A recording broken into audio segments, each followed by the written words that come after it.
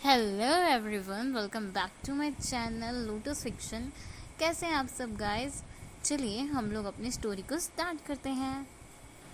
Guys, अब तक हमने देखा था कि सब लोगों का लंच कंप्लीट हो गया था। वांग जी की हालत भी ख़राब हो गई थी, तो आयुवान उन्हें पीने के लिए एक बनाना मिल्क शेक देता है ताकि वांग जी को थोड़ा सा आराम मिल जाए, उसके मुंह का तीखापन कम हो जाए। यहाँ पर अभी सब लोग हॉल में बैठे हुए थे। सब लोग बातें कर रहे थे उनके पास्ट के बारे में। वांग जी को वन रोहान के बारे में सुनकर फिर से बहुत गुस्सा आ जाता है और वांग जी गुस्से में ही अपने दांत पीसते हुए सबके सामने बोल पड़ता है, मेरी फैमिली को जिन लोगों ने डिस्ट्रॉय किया है, जिन लोगों ने तुमसे तुम्हारी फैमिली को छीना है, वी मैं उन लोगों को ज़िंदा नहीं छोड़ूंगा। मैंने उनमें से एक को मार डाला है और बाकियों को भी मैं मार डालूंगा और मैं उन्हें बहुत बुरी मौत दूंगा। जब विंग वांग जी से ये सब सुनता है तो विंग डर जाता है, क्योंकि वांग जी का फेस बहुत डरावना लग रहा था। विंग इतना डर गया था, वो अपनी मदर और अपने शुज्जे यानली की तरफ देखकर कहता है, शुज्जा इसने खून किया है, ये खूनी है, इसने मार डाला, ये सबको मार देगा, ये अच्छा नहीं है। विंग बहुत डर और घबरा गया था। विंग की मदर उसे हक करती हैं और उसकी बैक पर अपना हाथ फहराने लगती है। मंग्याओ आंटी को इशारा करते हुए कहता है, ध्यान से, अभी उसके ज़ख्म भरने बाकी हैं। मैडम वे विंग का ध्यान रखती हैं और वो हल्के हाथों से उसकी बैक को सहलाते हुए कहती हैं, जो वांग जी ने किया वो सही किया आशियन। आयुआन भी ये सब देख रहा था। अपनी मामा को इस तरह से डरा हुआ देखकर उसे बिल्कुल अच्छा नहीं लग रहा था, और वांग जी, जिसे अपने आप पर ही थोड़ा सा गुस्सा आ गया था कि वो विंग के सामने ऐसे कैसे बात कर सकता है। वांग जी भी विंग के पास जाकर उसे समझाता है और उससे कहता है, तुम्हारे साथ बुरा करने वालों को मैं इतनी आसानी से जाने नहीं दूंगा। वे उन्हें तो अच्छा सबक सिखाना पड़ेगा ना। और आई प्रॉमिस यू, जिन लोगों की वजह से तुमने इतना सफ़र किया है, हम सब ने सफ़र किया है, हम अपने पेरेंट्स को खो चुके हैं, मैं उन्हें आसानी से नहीं छोड़ूंगा। विंग वांग जी की बात सुनकर थोड़ा सा रिलीफ फील करता है। विंग अपनी मदर की गोद में सर रख के लेट गया था। सब लोग अभी नॉर्मल बातें कर रहे थे, हंसी मजाक कर रहे थे। मंग्या और शिचैन एक दूसरे से फ्लर्ट कर रहे थे। विंग ये सब देख रहा था और ये सब देखते देखते ही विंग को नींद आ गई थी। तभी मैडम वे कहती है, वांग जी, मुझे तुमसे कुछ पूछना था। वांग जी कहता है, हाँ कहिए आंट। कांग से सैंड्रन कहती है, वांग जी मुझे बेस्ट हैकर चाहिए। तो जब वांग जी ये सुनता है तो थोड़ा सा शॉक्ड हो जाता है और शुयांग जो हंसने लगता है। वांग जी पूछता है, आपको हैकर क्यों चाहिए आंट? कांग से सैंड्रन कहती है, मुझे कुछ जानना है। मुझे ये जानना है कि 15 साल पहले आखिर ऐसी क्या बात थी जो मुझे विंग के डैड बताना चाहते थे, लेकिन इससे पहले कि वो मुझे बता पाते, हम पर वैंस ने अटैक कर दिया था। और मुझे इस बात पर भी डाउट है कि वैंस अकेले नहीं थे। वैंस की हिम्मत नहीं हो सकती अकेले कि वो हम लोगों पर अटैक कर सके। ज़रूर उन लोगों के साथ कोई और भी मिला हुआ था। ये सुनने के बाद वांग जी कहता है, आंट अब चिंता मत कीजिए, मैं सब पता लगा लूँगा।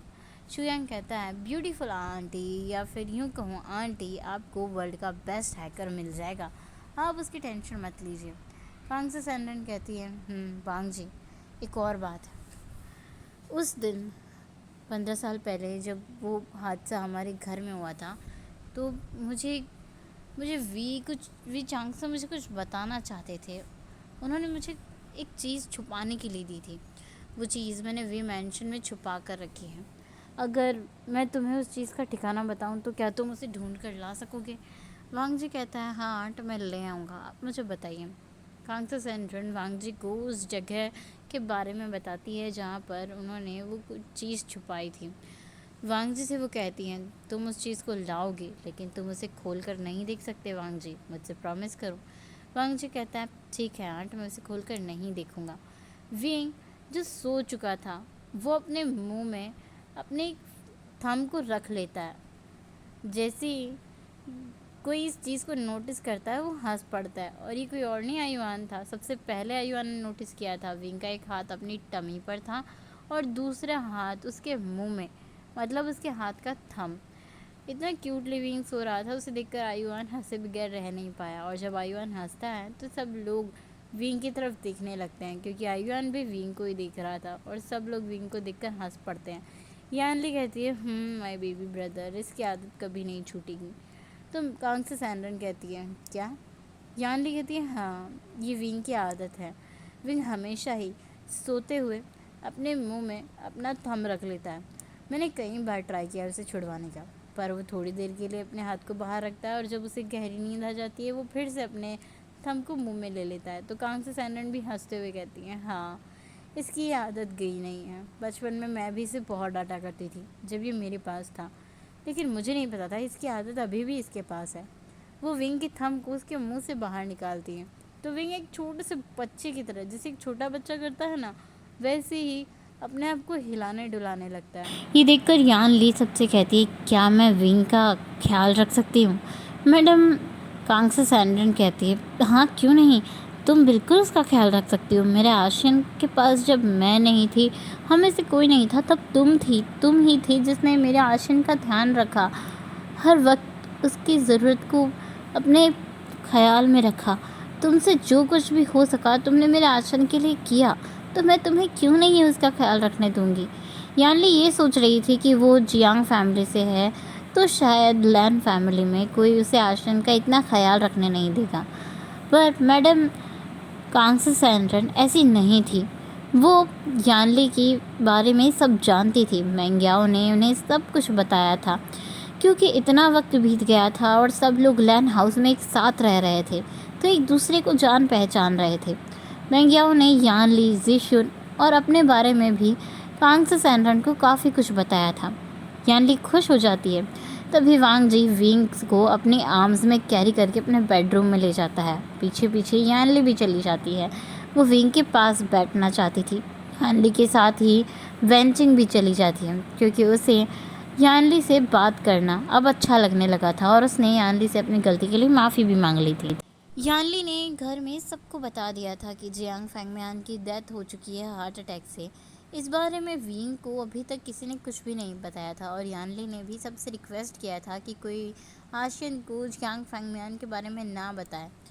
ऐसा ही होता है, कोई विंग को कुछ भी नहीं बताता। वांग जी जो सीढ़ियों में खड़ा हुआ था, यान ली और वेंचिंग की बातें सुन रहा था। वांग जी को यान ली और निया हैसांग से विंग के बारे में काफ़ी कुछ पता चल गया था। वांग जी खुद से ही कहता है, आई प्रॉमिस यू विंग, अब मैं तुम्हारे पास कोई भी प्रॉब्लम पहुंचने नहीं दूंगा। हर प्रॉब्लम को पहले मुझसे फेस होना होगा। मैं किसी प्रॉब्लम को तुम तक नहीं आने दूंगा। वांग जी सोच रहा था, मेरे भी पेरेंट्स नहीं थे, लेकिन मुझे कभी भी पेरेंट्स की कमी महसूस नहीं हुई। अंकल ने इतना प्यार दिया, हमारी हर ज़रूरत का ध्यान रखा, लेकिन तुम्हारे साथ ऐसा नहीं हुआ आशियन। अब सीन दिखाया जाता है नीचे हॉल में, जहाँ पर सब लोग बैठकर बातें कर रहे थे और वांग जी भी नीचे आ गया था। कांग से सैनरन और अंकल कुरान बैठकर हंसी मजाक कर रहे थे। वांग जी उन्हें देखकर मुस्कुरा रहा था। तभी वहाँ पर वांग जी जो भी अपने लाल आइज़ लेकर बैठा हुआ था, एक सर्वेंट उसे एक मेलन का शेक ला कर देती है, जिसे पीने से वांग जी को थोड़ा रिलीफ होता है। सब लोग वांग जी को देखकर हंसते हैं और निया हैसांग कहता है, आपको पता है बॉस, एक बार मैंने वी के साथ कॉलेज में प्रैंक किया था। मैंने उसे तीखा बोलकर एक बहुत ही फीका सा कुछ खिला दिया था और उसे एक बाइट लेने के बाद ही वीन को इतना ज़्यादा गुस्सा आ गया था कि उसने मुझे पूरे कॉलेज में दौड़ाया था। मैं बड़ी मुश्किल से उससे बचकर अपने घर आया था और मैं 2 दिन कॉलेज नहीं गया था, क्योंकि मुझे पता था अगर मैं कॉलेज जाता तो मैं बहुत बुरे तरीके से पिटता। तभी कांग से सैनरन कहती है, फो ये लैंस ना बिल्कुल भी तीखा नहीं खा सकते। तो अंकल कुरैन कहते हैं, क्या तुम कह रही हो कांग से, तुम भी लैन फैमिली से हो? तो कांग से कहती है, लेकिन मैं तीखा खाती हूँ और मैं बहुत ज़्यादा तीखा खा सकती हूँ। विंग की ये आदत उसे अपनी मदर से मिली थी, तीखा और स्पाइसी खाने की, इसलिए विंग बहुत ज़्यादा तीखा और स्पाइसी खाता था। ये बात सुनकर तो शिचैन हंस पड़े थे और मैंग्याओ कह रहा था, वैसे हाँ, अभी तो वांग जी तुम्हें विंग का ध्यान रखना पड़ेगा, क्योंकि विंग की हालत भी ऐसी ही है। वो अब प्रेग्नेंट है तो उसके मूड स्विंग्स होंगे और जब वो जो चाहे उसे वो ना मिलेगा तो देखना फिर तुम्हारे साथ क्या होगा। तो शिचैन का मुंह छोटा सा हो गया था। शिचैन सोच रहे थे, हाँ मुझे तो पता है ही, जब मैंग्याओ प्रेग्नेंट था तो मैं किस तरह से परेशान हुआ था। ये मुझे रात के 1:30-2 बजे उठाता था आइसक्रीम खाने के लिए, चिप्स खाने के लिए, और मुझे उठना पड़ता था। शिचेन वांगजी की तरफ अपनी पपी आई से देखकर कुछ इशारे कर रहे थे जिन्हें वांगजी समझ रहा था। और मेंग्याओ शिचैन की तरफ देखकर कहता है, शिचैन खबरदार, जो अगर तुमने कुछ भी सोचा तो, अगर तुमने वांगजी को अपने ऐसी आंखों से डराया ना, तो आज रात तुम रूम से बाहर सोने के लिए तैयार हो जाना। शिचैन फिर से चुप हो गए थे और वो बिल्कुल नॉर्मल बन गए थे। सब लोग वांग जी की हालत देखकर हंस रहे थे। वांग जी अपने होने वाली कंडीशन के लिए तैयार था। उसे पता था विंग के मूड स्विंग्स का इलाज उसे कैसे करना है। पहले ही उसने सब तैयारी करना स्टार्ट कर दिया था। अब सीन शिफ्ट करके हमें बीजिंग का दिखाया जाता है। बीजिंग में एक बहुत ही हाफ मिडिल एज आदमी अपने एक यंग सन पर चिल्ला रहा था, तुम कर क्या रहे हो? इस बात को 5-6 महीने बीतने को आए हैं, तुम्हें अभी तक ये पता नहीं चला तुम्हारे ब्रदर को किसने मारा? कंपनी के शेयर्स दिन पर दिन गिरते जा रहे हैं और तुम जैसा नालायक बेटा कुछ भी नहीं कर पा रहा। ये वैन रोहान था जो अपने बेटी पर गुस्से में चिल्ला रहा था, क्योंकि अभी अभी उनके कंपनी के शेयर्स एक दिन में 70% तक गिर चुके थे। वो अपनी कंपनी की कंडीशन देख पा रहे थे। अगर ऐसा ही चलता रहा तो वो लोग तो सड़क पर आ जाएंगे। वैन शू जो अपने डैड की तरफ देखते हुए चिल्ला पड़ता है, डैड आपको क्या लगता है मैं हाथ पर हाथ रख कर बैठा हूँ? मेरे पास बहुत काम है। मैं इस केस पर काम कर रहा हूँ, पता लगाने की कोशिश कर रहा हूँ किसने मेरे ब्रदर वैन शाओ को मारा है, लेकिन मुझे कोई सबूत नहीं मिल रहा। ऐसा लग रहा है सारे सबूत ज़मीन खा गई या फिर आसमान निकल गया है। ऊपर से कंपनी का सारा लोड मेरे ऊपर है। आप वेंजुलियो को कुछ क्यों नहीं कहते हैं? वो हमेशा लड़कियों में अय्याशी करता रहता है, और अगर मैं उसे कुछ कहूँ तो आप मुझ पर ही चिल्ला पड़ते हैं। मैं थक चुका हूँ आपके लिए काम करते करते। आपको बस पैसों से मतलब है। आपको ये दिखाई नहीं दे रहा कि मैं कितना ज़्यादा परेशान हूँ? आपसे ज़्यादा मुझे टेंशन है। वेंशु वहाँ से गुस्से में चला जाता है और एक ब्रिज पर जाकर अपनी कार को रोकता है और वो कार से बाहर निकल के सोचने लगता है आखिर किसने उसके भाई को मारा है और कौन इंसान है जो उनसे दुश्मनी निकाल रहा है। वेंशु को कुछ भी नहीं पता था। यहाँ वेन रोहान जो गुस्से में आग बबूला हो रहे थे, वो अपने आप को शांत करते हैं और अपना फ़ोन निकाल कर किसी को फ़ोन करते हैं। जब वो पर्सन फ़ोन उठा लेता है तो वैन रोहान उससे बताने लगते हैं, तुम्हें पता भी है मेरी कंपनी कितने ज़्यादा नुकसान में चल रही है, ऊपर से मेरा ये नालायक बेटा अभी तक कुछ भी पता नहीं लगा पाया है। वैन चाओ को किसने मारा, क्यों मारा, इन सब के बारे में अभी तक उसे कोई सबूत नहीं मिला है। मेरी समझ में नहीं आ रहा कौन है जो मुझसे दुश्मनी निकाल रहा है। तो सामने वाला पर्सन कहता है, तुम्हें किसी पर शक है? हो सकता है वो लैन फैमिली से कोई हो। वैन रोहान कहता है, लैन फैमिली क्या ही करेगी? लैन फैमिली को तो ये भी नहीं पता था कि उस वक्त उनकी फैमिली को ख़त्म करने वाला मैं था। उन लोगों को तो कुछ भी नहीं पता है, वो लोग कैसे मुझसे दुश्मनी निकालेंगे? तो फ़ोन पर जो पर्सन था वो कहता है, तो फिर हमें एक जाल बिछाना पड़ेगा ये पता लगाने के लिए कि लैंस शामिल थे या नहीं। हो सकता है उन्हें सब पता चल गया हो। तुम्हारे पास जो प्रॉपर्टी है वी फैमिली की, तुम उसे बेच दो। उससे बेचने की खबर अगर लैंस तक पहुंची तो वो ज़रूर कोई एक्शन लेंगे, और अगर उन्होंने कोई एक्शन नहीं लिया तो इसका मतलब कोई तीसरा ही इंसान है जो तुमसे अपनी किसी चीज़ की दुश्मनी निकाल रहा है। वैन रोहान उस पर्सन की हाँ में हाँ मिलाता है और हमें दिखाया जाता है फ़ोन पर दूसरी तरफ जो पर्सन था वो कोई और नहीं, जिन गोंगशान था। जिन गोंगशान भी वांग जी की फैमिली को बर्बाद करने में वैन रोहान के साथ मिला हुआ था। उन लोगों ने मिलकर विंग के पेरेंट्स और वांग जी के पेरेंट्स का मर्डर किया था। अभी जिन गोंगशान की बातें सुनकर वैन रोहान अपने मैनेजर को कॉल लगाते हुए कहता है, वो प्रॉपर्टी जो हमारे पास पड़ी है मैं उसे सेल करना चाहता हूँ, जल्दी से कोई कस्टमर ढूंढो। और जिन गोंगशान का मैनेजर जो पहले से ही किसी को जानता था, वो तुरंत उस पर्सन को कॉल करके कहता है, सर आपको एक प्रॉपर्टी चाहिए थी ना? मेरे पास एक बहुत खूबसूरत प्रॉपर्टी है जिस पर आप अपने लिए एक ऑफिस स्टार्ट कर सकते हैं। वो पर्सन उसे सारी डिटेल्स सेंड कर देता है लैपटॉप पर। दूसरा पर्सन जिसने फ़ोन पर बात की थी जिन गोंगशान के मैनेजर से, वो कोई और नहीं शू यांग था। और शू यांग जब उस प्रॉपर्टी की डिटेल्स को चेक कर रहा था, उसे वो जगह कुछ जानी पहचानी सी लग रही थी। शुयांग को सडन अपने माइंड में कुछ क्लिक होता है और वो वहाँ से अपना लैपटॉप उठाकर सीधा लैन हाउस पहुँच जाता है। अंकल के सामने अपने लैपटॉप को रखकर शुयांग पूछता है, अंकल क्या आप इस जगह को पहचानते हैं? पता नहीं मुझे ऐसा क्यों लगता है कि मैंने इस जगह को कहीं देखा है और आप इस जगह को जानते हैं।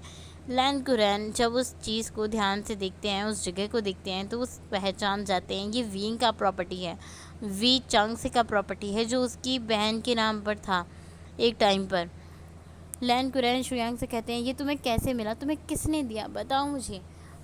तो शुयांग कहता है, मुझे तो ये किसी ने ऑफ़र किया है, मैं एक प्रॉपर्टी की तलाश में था। शुयांग अभी यहाँ पर ये नहीं बताता कि उसे जिन फैमिली के मैनेजर ने कॉल किया था।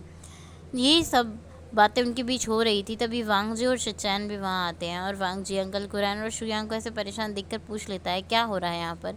तो अंकल कुरैन वांग जी को सारी तस्वीरें दिखाते हुए कहते हैं, ये प्रॉपर्टी वांग जी, ये प्रॉपर्टी विंग की है और मुझे ये प्रॉपर्टी हर हालत में वापस चाहिए।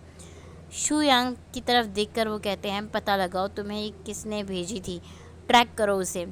वांग जी की तरफ देखकर वो कहते हैं, अपने काम पर लग जाओ, ये प्रॉपर्टी विंग की है और विंग को वापस मिलनी चाहिए। वांग जी हाँ में सिर हिलाता है तो शुयांग कहता है, अंकल दरअसल मुझे जिन फैमिली के मैनेजर का कॉल आया था और उसने मुझे ये प्रॉपर्टी ऑफ़र की। तो सब लोग शॉक्ड हो जाते हैं और वांग जी और अंकल कुरैन दोनों एक दूसरे की तरफ देखकर इशारेबाजी कर रहे थे। वांग जी शुयांग से कहता है, वे फैमिली का प्रॉपर्टी, हमारा प्रॉपर्टी जिन फैमिली के पास कैसे पहुंच गया? जब वांग जी ये कहता है तो सब लोग सोच में पड़ जाते हैं और लैन कुरैन कहते हैं, पता लगाओ और हाँ, सब कुछ ठीक ठाक वापस लेकर आना। वांग जी हाँ में सिर हिलाता है और वो वहाँ से कांग से सैंड्रन के पास जाता है मिलने। कांग से सैंड्रन वांग जी को बताती है उन्होंने वी मैंशन में क्या छुपाया है और वो चीज़ कहाँ पर छुपाई गई है। वांग जी के कान में वांग जी को बताती है, वी मैंशन के गार्डन में वहाँ जाना और वहाँ तुम्हें एक अंडरग्राउंड टेस्ट लैब मिलेगी। उस टेस्ट लैब या गोडाउन जैसी स्पेस में तुम्हें वो चीज़ मिल जाएगी, मैंने उसे वहीं छुपाया था। वांग जी हाँ में सिर हिलाता है और उसके बाद सब लोग शाम को एक साथ डिनर कर रहे थे। यूएस में वांग जी विंग हंस हंस के बातें कर रहे थे। वांग जी अच्छा खाना खा रहा था, इस बार उसे स्पाइसी खाना नहीं मिला था और विंग जो अपना मुंह बना रहा था क्योंकि उसे सिर्फ पॉरेज खाने के लिए दिया गया था और वो भी फीका सा। विंग को बहुत गुस्सा आ रहा था लेकिन वो अपना गुस्सा जता नहीं सकता था क्योंकि खाना बनाने वाला मेंग्याओ था। विंग मेंग्याओ के ऊपर नहीं चला रखता था और निया होइसांग को ये देखकर बहुत हंसी आ रही थी, लेकिन विंग तुरंत से निया होइसांग के पैर पे लात मारता है और होइसांग का मुंह बंद हो जाता है। डिनर के टाइम वांग जी सबको अनाउंस करता है कि वो कल सुबह ही बीजिंग जाने वाला है वे मेंशन किसी काम से और उसके साथ शुयांग जाएगा और साथ में वेंचिंग भी। वांग जी की बात सुनकर विंग का मुंह बन जाता है। वो कहता है, मुझे आप छोड़कर जा रहे हो? तो वांग जी कहता है, काम बहुत ज़रूरी है विंग, इसलिए जाना पड़ेगा। सब लोग अपना डिनर कंप्लीट करके अपने अपने रूम में जाकर सो जाते हैं। वांग जी विंग के पास लेटा हुआ था, उसने विंग को अपने ऊपर लिटा लिया था और उसके बेड पर अपना हाथ घुमा रहा था। विंग को बहुत जल्दी नींद आ जाती है क्योंकि विंग बहुत थका हुआ था और वांग जी को भी विंग को ऐसे ही हक करके रखते हुए नींद आ जाती है। नेक्स्ट मॉर्निंग का सीन दिखाया जाता है जब वांग जी बीजिंग के लिए अपने प्राइवेट प्लेन से निकला था और वो कुछ घंटों के बाद बीजिंग पहुंच भी गया था। मेंशन में आने के तुरंत बाद ही वांग जी और वेंचिंग अपने काम पर लग जाते हैं और शुयांग जिस काम के लिए आया था वो उस काम पर लग जाता है। गार्डन में घूमते हुए ही वांग जी वेंचिंग से कहता है, यहाँ पर एक ऐसा स्पेस ढूंढो जहाँ पर एक अलग सा सिंबल बना हो। वेंचिंग ढूंढने लगती है, तभी वांग जी को एक वैसा निशान मिल जाता है और वांग जी उसे प्रेस करता है। वो एक बटन जैसा था, उसे प्रेस करते ही एक डोर ओपन होता है गार्डन में। उस डोर को देखते ही वांग जी और वेंचिंग एक दूसरे की तरफ हाथ में सर हिलाते हैं और उस रास्ते के अंदर जाने लगते हैं। ये रास्ता वी मैंशन के नीचे की तरफ जा रहा था। वी मैंशन ऊपर से जितना बड़ा था, अंडरग्राउंड में वो उससे भी 200 गुना ज़्यादा बड़ा था और ये देखकर तो वांग जी और वेंचिंग शॉक्ड हो गए थे कि वी मैंशन जितना बड़ा ऊपर दिखता है उससे भी ज़्यादा बड़ा तो वो नीचे है। वांग जी अब वहाँ ढूंढने लगता है। उसे दीवार में लगी हुई वो अलमारी दिख जाती है जो एक सीक्रेट लॉक के तरह मालूम हो रही थी। वांग जी उसे खोलता है और उसे अपने लिए वो चीज़ मिल जाती है जो ढूंढने वो यहाँ आया था। उस अलमारी में एक पेन ड्राइव और कुछ प्रॉपर्टी के पेपर्स रखे हुए थे। वांग जी उनको उठाता है और ना बिना देखे ही वो वहाँ से चला जाता है।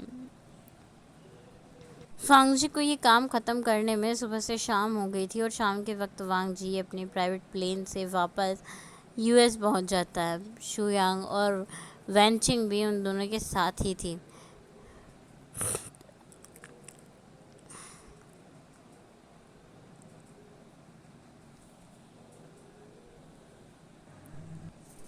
हे गाइस, आज के लिए बस इतना ही। हम मिलेंगे नेक्स्ट पार्ट में। तब तक के लिए आपको वीडियो कैसा लगा प्लीज़ कमेंट करके ज़रूर बताना। Thank you for watching. Bye bye.